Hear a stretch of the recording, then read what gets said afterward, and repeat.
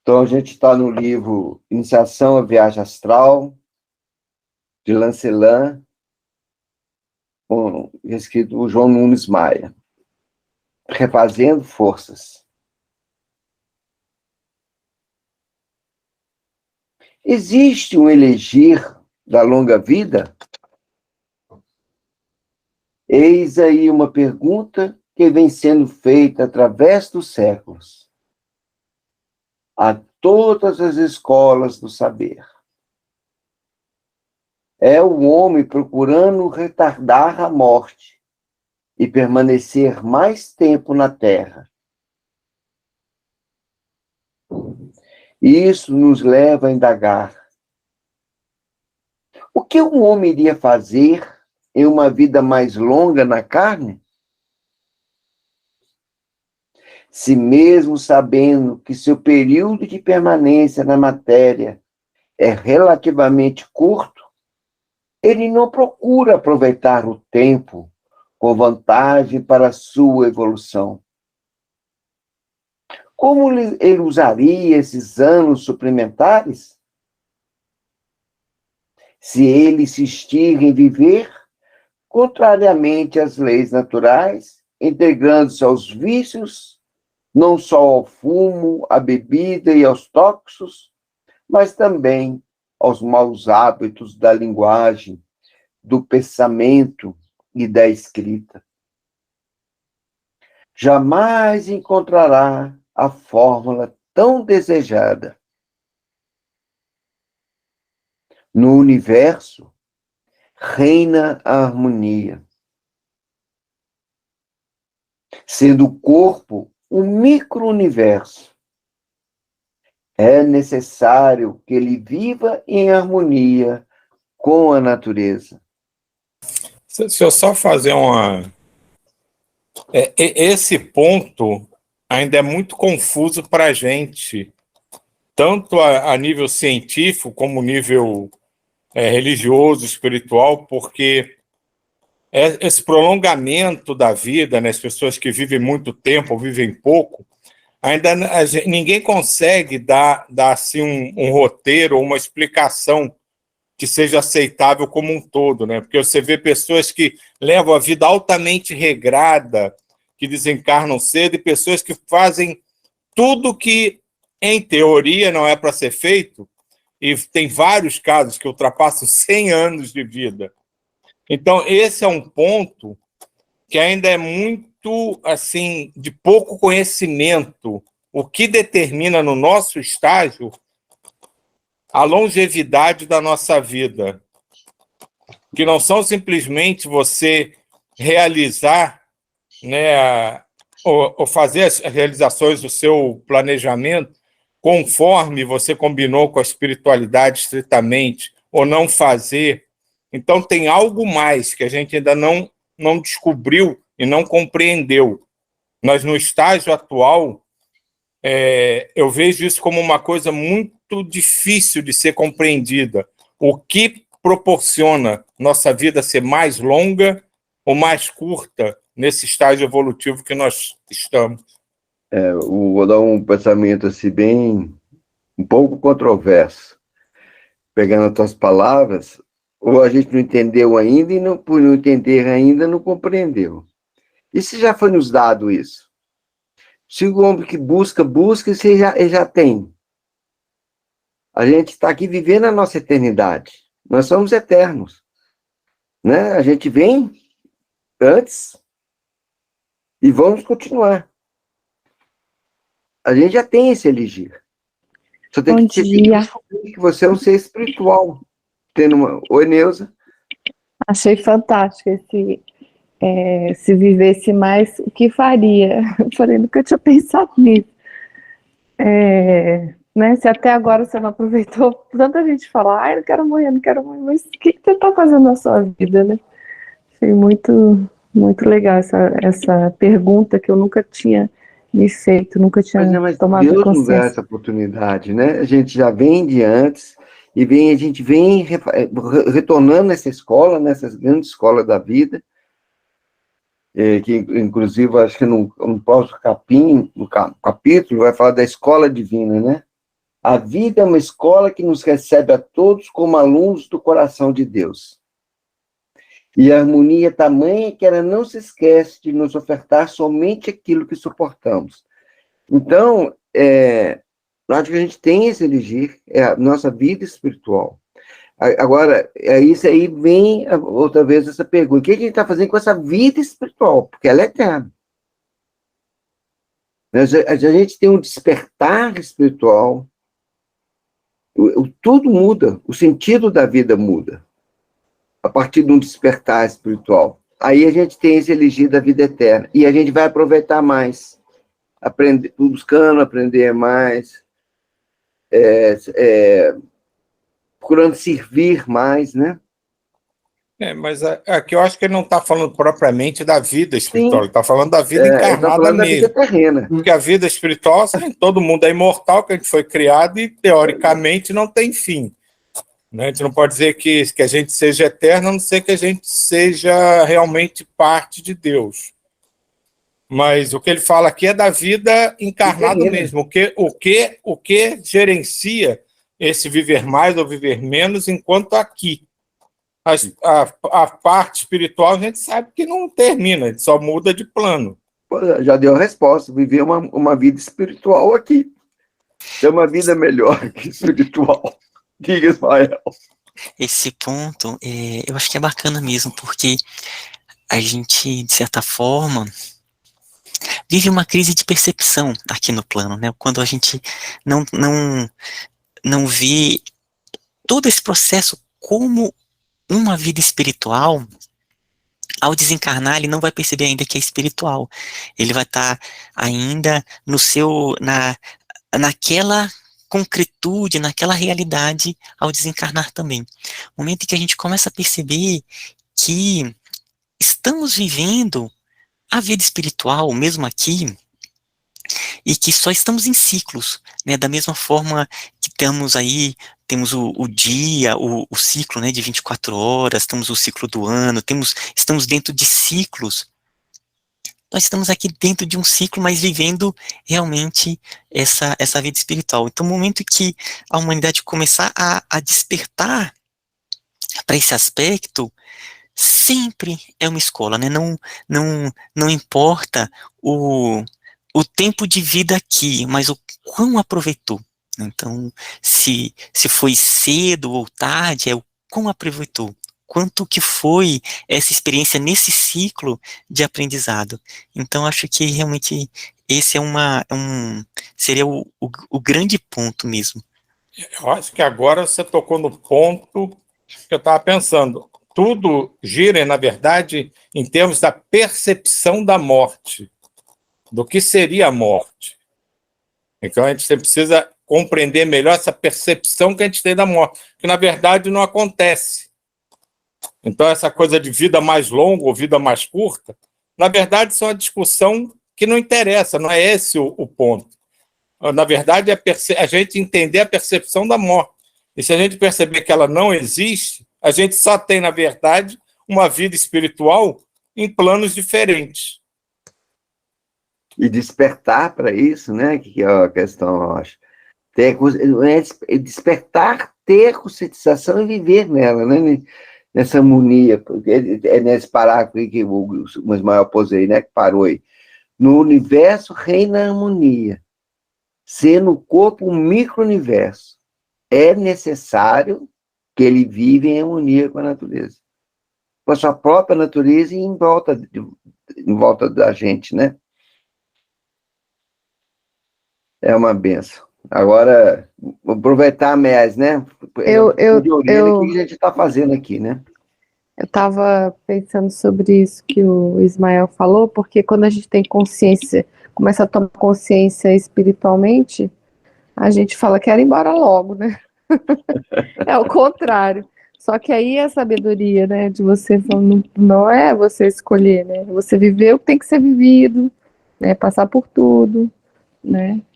Então é esse processo aí, tomar consciência do processo, não da sua vontade, das suas escolhas pessoais, né? Obrigada.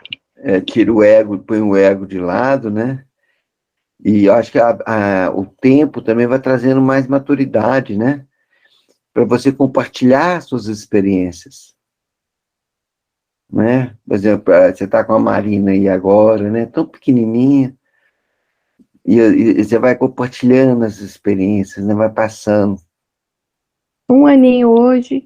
Um aninho hoje, que benção, parabéns para a Marina. Tem um livro que fala ser jovem quanto velho, e velho quanto jovem. E manter a sabedoria sempre, né? Um aninho, vamos lá. Nós vivemos cercados por um turbilhão de informações negativas, bastante assimiláveis pelas criaturas. Para que possamos fazer uma seleção dessas informações, nós devemos procurar nos aproximar da perfeição. Nós devemos procurar nos aproximar da perfeição, aprendendo a suportar a convivência com as pessoas que não pensam como nós. Devemos nos acostumar ao uso do perdão, desenvolvendo o amor, não somente em relação àqueles que nos amam. É preciso abandonar a greba do egoísmo e da usura e cultivar o uso das forças que devem ser usadas para o bem e que desvairadamente desviamos para alimentar nossas inferioridades. É indispensável que aprendamos a renovar as forças em um manancial que fica bem pertinho da nossa mente, o coração. Essa região dos sentimentos ainda é uma grande desconhecida para a humanidade. Eis porque Allan Kardec, sob a inspiração do alto, fala em educar e instruir duas forças poderosas que, sendo esquecidas, nos trarão problemas sem conta. Um homem sem educação enfrentará sérios problemas de relacionamento, além de sofrer as consequências dos seus próprios atos. E aquele sem instrução não será capaz de vencer bem nos caminhos que percorre.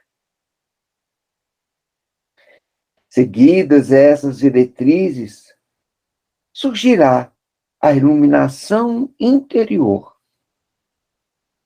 que dá condições às criaturas para serem felizes. Para tanto, haveremos de descarregar o nosso fardo para torná-lo leve e suavizar o jugo. Como poderá nascer o sol interior na criatura que carrega um karma sufocante, se ela não se esforçar para diluir as nuvens da inferioridade que obscurece os raios da luz espiritual?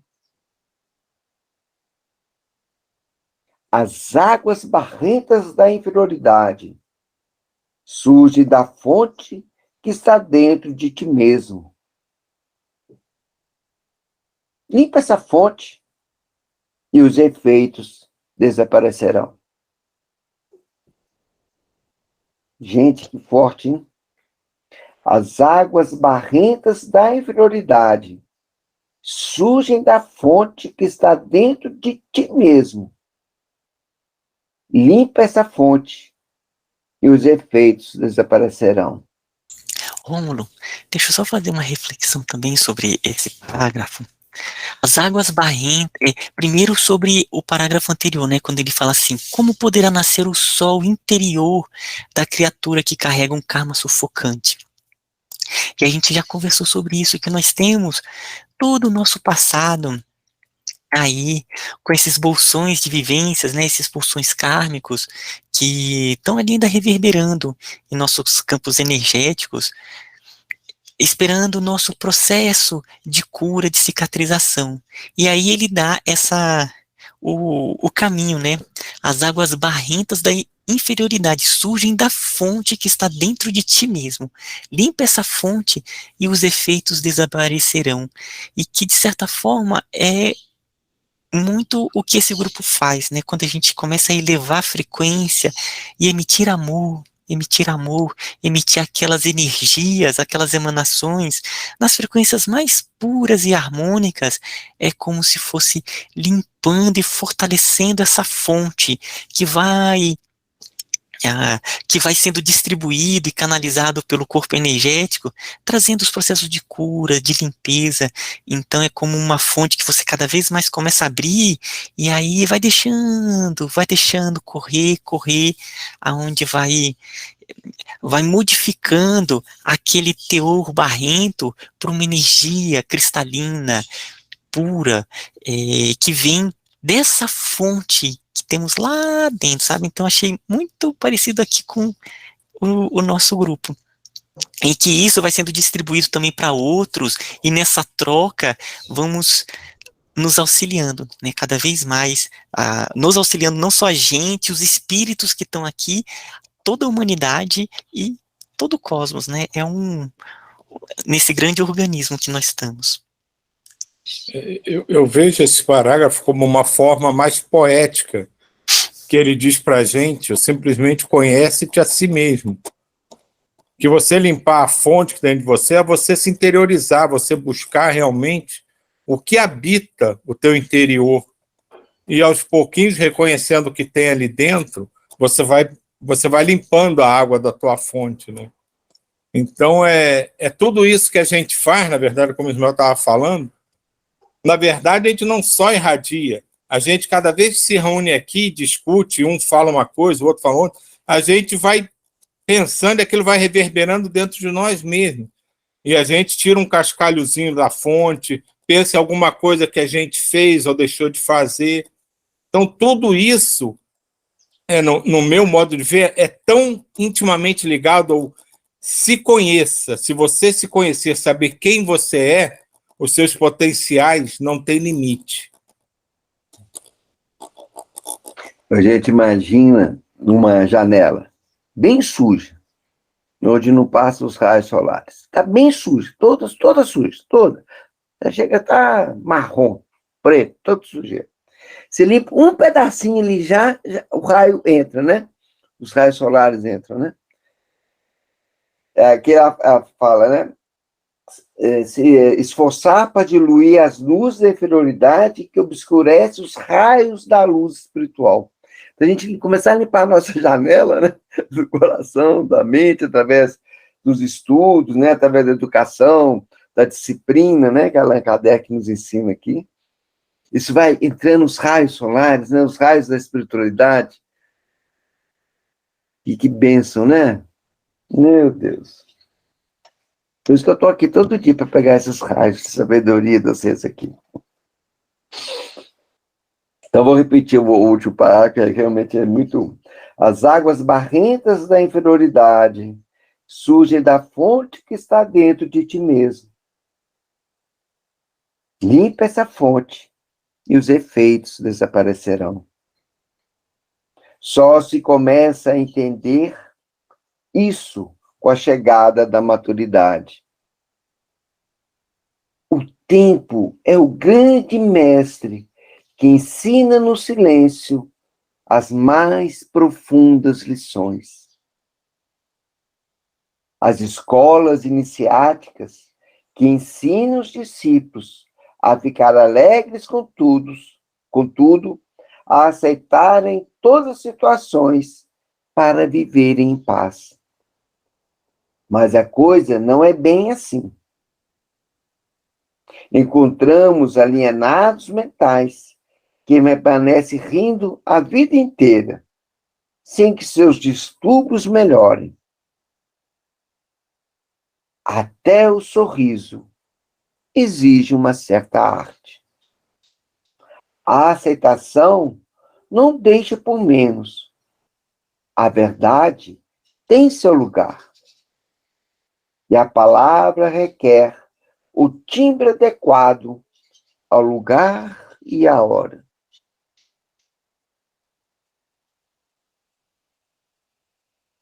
Não podes desaprovar uma investida de assuntos inconvenientes, sorrindo. O bom senso deve ser a força predominante, onde quer que estejamos. Maturidade, eis o ingrediente básico para a felicidade. Quer comentar, Ismael? Estou vendo esse... Então eu vou contar. Essa parte aqui, quando eu estava lendo, eu me lembrei do comentário do Silvio sobre essa parte, né, que ele coloca aqui. Mas a coisa não é bem assim.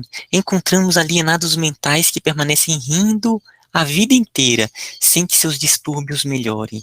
Então, é o aspecto que o Silvio colocou do conhece-te a ti mesmo, que é tão importante, porque se não começar a perceber, ir atrás ali esses distúrbios, onde que está a causa? O que está criando isso? Quais são esses aspectos internos que acabam gerando esses padrões?